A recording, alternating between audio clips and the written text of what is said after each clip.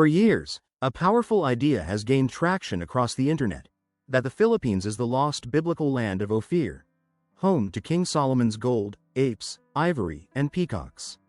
It's a theory that sparks national pride and fierce online debates. But what if I told you this theory has no basis in archaeology, no support from ancient texts, and no validation from biblical scholars? What if Ophir was never in Southeast Asia at all? Let's go back, through the Bible, the maps, and the myths, and discover why this popular claim doesn't hold up, and why the real story of the Philippines is far more impressive than any legend. The idea that the Philippines is the biblical land of Ophir is a modern invention. It did not originate from biblical scholars or archaeologists but rather from speculative authors during the colonial and post-colonial era. The earliest seeds of this theory were planted by religious thinkers trying to connect biblical prophecy to Asia. By the late 1800s and early 1900s, fringe Christian writers, especially from the West, started to claim that the biblical Ophir might have been located somewhere in the Pacific. As Filipino nationalism grew under Spanish and then American rule, some local thinkers, eager to assert the nation's historical significance, embraced these speculative ideas. A few early Filipino authors began to promote the theory to counter colonial narratives that portrayed the Philippines as a backwater. Unfortunately, this desire for validation created fertile ground for pseudo-history. Today, the claim circulates widely on social media and YouTube, but its origin is not in scholarship. It's in wishful thinking. The word Ophir appears in the Bible more than once, usually in connection to King Solomon's immense wealth. Most notably in 1 Kings chapter 10 verse 11 and 2 Chronicles chapter 9 verse 21. The texts describe ships of Tarshish bringing back cargoes of gold, silver, ivory, apes, and peacocks from a distant land. But here's what matters: the Bible never tells us exactly where Ophir is. What it does tell us is that the fleet left from Ezion-Geber, a Red Sea port near present-day Jordan, which limits the possible direction of travel. The Hebrew texts strongly imply that Ophir was in the Indian Ocean trade network, not the Pacific. Peacocks and ivory were imported goods common in Africa and India during that era. In fact, the presence of peacocks is one of the main reasons scholars point toward India, particularly the Kerala region. Nowhere in the biblical canon, Dead Sea Scrolls, or Apocrypha is Southeast Asia mentioned or hinted at. There is no linguistic, geographical, or zoological basis for connecting Ophir with the Philippines. It's a connection made not from scripture, but from speculation. Cartography is one of the most powerful tools in verifying ancient trade and exploration. And when it comes to the legend of Ophir, maps and maritime routes tell a very different story than what the Ophir equals Philippines theory claims. The oldest maps from Greco-Roman, Persian, and Arab geographers show detailed coastlines of East Africa, Arabia, and India. Trade hubs like Sofala, Punt, and the Malabar coast are marked clearly as sources of gold and exotic goods. The Philippines? It's not on any of them. The archipelago doesn't appear on recorded maps until the Song dynasty's Zhu Fanji, 1225, and earlier Chinese records referring to Maui in 971 AD, over 1,000 years after Solomon's time.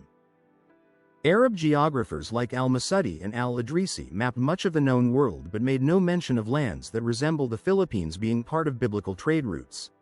This absence isn't proof of a lost name, it's proof the region simply wasn't part of the Mediterranean or Near Eastern consciousness during the biblical age. Gold has been part of Filipino civilization for centuries. The country is home to some of the most remarkable ancient gold artifacts in Southeast Asia: the famous Butuan gold, the Golden Tera, and hundreds of pre-colonial pieces found in graves and riverbeds. These stunning works of metallurgy date back to at least the 10th century CE and possibly earlier. However, none of this gold came from or was connected to Solomon's fleet. Archaeological studies confirm that Filipino gold came from local rivers and mines, especially in Luzon and Mindanao.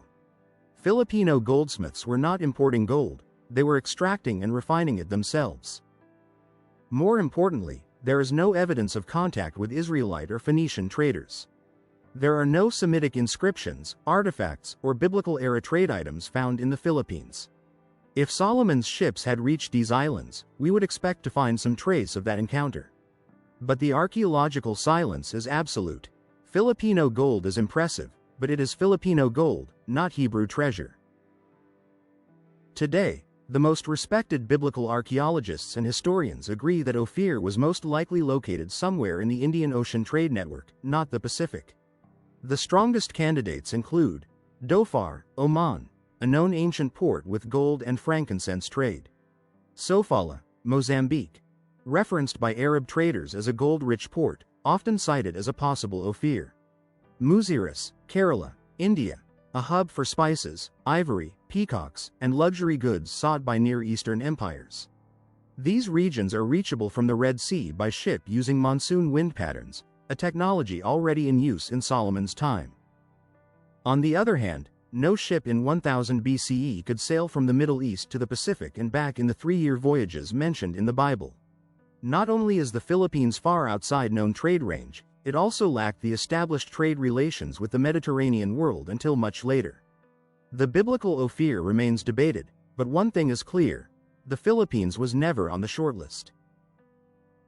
So why does the Ophir equals Philippines theory remain so popular, especially among Filipinos online?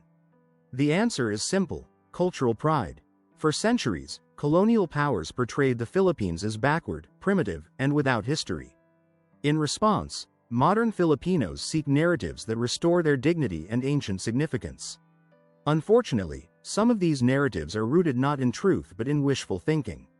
The idea that the Philippines was the source of King Solomon's gold is emotionally powerful. It ties Filipino identity to a globally known story. But cultural validation should not come from forced connections to biblical lands. Filipino history already shines through real accomplishments: a goldsmithing tradition older than many European kingdoms, advanced shipbuilding, regional influence through Maui and Butuan. Embracing false histories may feel empowering, but it dilutes the real legacy that's already there. If the Philippines wasn't Ophir, what was it during ancient times? The answer is just as impressive. The earliest documented name for the archipelago in global records is Maui, appearing in a Chinese chronicle in 971 AD. Maui was known for its prosperity, diplomacy, and honesty in trade. Chinese merchants described its people as skilled negotiators and their ships as competent and seaworthy. Then there's Butuan, a powerful kingdom that had diplomatic ties with the Srivijaya Empire and possibly China. Gold coin molds, royal burial sites, and large balangay boats have been uncovered, evidence of an advanced society. Filipino culture thrived independently, mastering metallurgy, boat building, and trade with India, Arabia, and China, all without ever needing biblical validation. When you celebrate names like Maui and Butuan, you're not borrowing glory. You're claiming your own. Legends are tempting. They make you feel grand. But real history, measured, factual, and grounded, is far more powerful. The Philippines was never Ophir. And that's okay. It was Maui. It was Butuan. It was Tondo. It was a land of gold, seafaring traders, warrior queens, and brilliant artisans. You don't need to fit Filipino history into a biblical box to make it meaningful. In fact, the truth is far richer than the myth. So the next time someone tells you that Ophir was the Philippines, smile and tell them the real story.